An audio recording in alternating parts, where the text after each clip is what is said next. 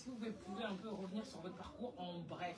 Surtout, comment ça s'est passé? Parce qu'il y a beaucoup d'auditeurs de génération qui vous découvrent en fait, aujourd'hui dans cette émission du Top Africa. Du coup, j'aimerais bien savoir comment ça s'est passé pour vous. Vous voulez que je résume ça en combien de temps? Combien de temps? Vu que vous êtes deux... Sinon, on peut passer 1 heure aussi. Après. Non, oui, 1 heure. Ta vie a fait quoi? Et puis ça a fait 1 heure.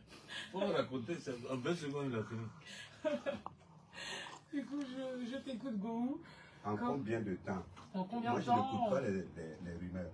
En 30 secondes, 45 secondes. 30 secondes? Oui. Tu as fait quoi? Ok, bon, d'accord. Bon. Michel Gou. Enchanté.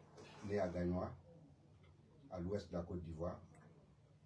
Et je débarque à Abidjan 20 ans après. Et puis j'intègre des groupes de théâtre. Et après le théâtre, on arrive dans les téléfilms, comme les Guignons d'Abidjan. Après les Guignons d'Abidjan, ma famille. Après ma famille, le studio 225, Kofi Gombo, en passant par Super Gou. Et puis les autres films intermédiaires. Aujourd'hui, je suis là devant vous pour un spectacle.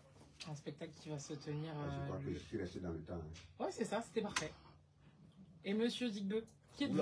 Alors moi, c'est beaucoup de choses. Oh non, raconte le peu de choses. Non, ça va. À la base, je suis ingénieur de son. Ah d'accord, ok. Voilà, à la base. Mais après, j'ai vu un certain goût qui a commencé à m'inspirer. Je me suis lancé dedans. Ah, c'est après, lui ton... J'ai participé à une émission télé. Et après, Si ton mentor t'appelle incertain. Je suis allé... Manque de respect. Me faire former au théâtre, et puis après j'ai créé mon personnage du cravate qui m'est collé à la peau. On a dit en 30 secondes, on n'a pas dit en 3 heures. Moi j'ai fait 19. J'adore ce duo, complètement amour et en même temps la haine. En fait, vous pensez que c'est un duo, c'est pas un duo. Moi je vous vois comme un duo là. Non, c'est pas un duo, moi je ne me mets pas en duo avec n'importe qui.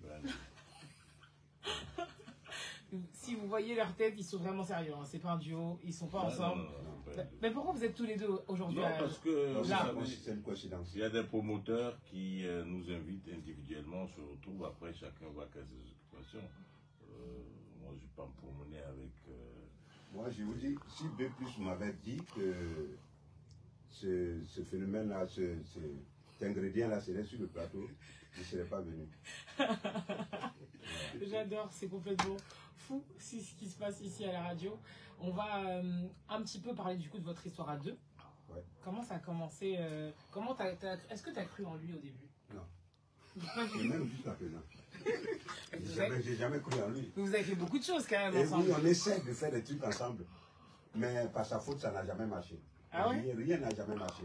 En fait, c'est quelqu'un que j'ai découvert à travers Dimanche Passion. Depuis, je le connaissais en tant que Blanc Michel.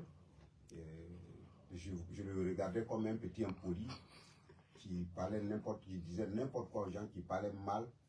Et je ne voulais vraiment pas avoir affaire à lui là, parce que moi, quand tu te respectes et que tu veux faire du sérieux dans ton travail, il y a certaines personnes que tu ne souhaites pas rencontrer. Et ce gars-là, il faisait partie de ces personnes-là pour moi. Donc, mais malheureusement, contre toute attente, on allait se retrouver sur le tournage de ma famille.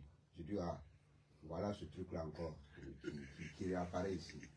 Et voilà. Mais sur le tournage de ma famille, il était taquin, il était provocateur, il était agressif, il était tout à la fois. Donc moi, je faisais tout pour l'éviter. Je l'évitais jusqu'à un jour où on a eu à causer ensemble. Il me regarde dans les yeux et puis me dit, tu sais, je ne t'aime pas. J'ai dit, ça commence. J'ai dit, oui, on ne peut pas plaire à tout le monde. Je sais que tu ne m'aimes pas, moi aussi je ne t'aime pas. Bon, voilà, c'est là... C'est là que ça a commencé entre vous.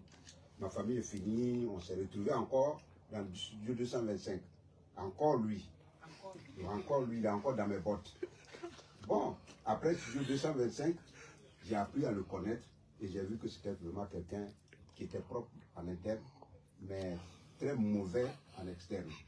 Donc, moi, j'ai dû le prendre pour pouvoir laver le sale de l'externe là, pour en faire vraiment quelque chose de potable.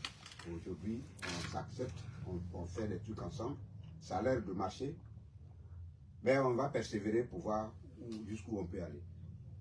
Voilà, en quelque sorte. Comment ça s'est fait votre rencontre? Exactement. On va continuer dans les prochaines minutes. Avant ça, on va écouter un son que tu as choisi. Connor Bédier. Oui, de Ernesto Yégué. C'est un morceau que tu adores? Oui, un morceau que j'adore, un morceau qui, avec lequel on a grandi aussi. 2022, tu vas Oui. pas envoyer les morceaux de ton enfance ici. Tu sais qu'il y a des jeunes qui écoutent cette radio. Hein? Moi, je suis nostalgique. Moi, je n'ai pas honte de mon passé. Non, non. Je m'appuie sur mon passé pour pouvoir construire mon avenir. Une radio Donc, moderne, comme ça, tu vas jouer un morceau. Donc, ces ténors qu'on a connus dans le passé, c'est eux, c'est grâce à eux que nous tenons la route aujourd'hui. Donc, quelque part, quand tu marches, quand tu es dans une voiture, c'est moi qui ai la parole jusqu'à preuve du contraire. Donc, quand tu es dans ta voiture, de temps en temps, quand tu passes, regarde dans le rétroviseur. Voilà, moi j'aime regarder dans le rétroviseur pour apprendre encore des anciens. En tout cas, c'est ce qu'on va écouter maintenant sur la Hip Hop Soul Radio. Je sais que les jeunes n'ont pas écouté ça. C'est une occasion. Parfait pour le premier. Oui, moi. Non, elle va Non, je vais le mettre après dans le montage. C'est un enregistrement.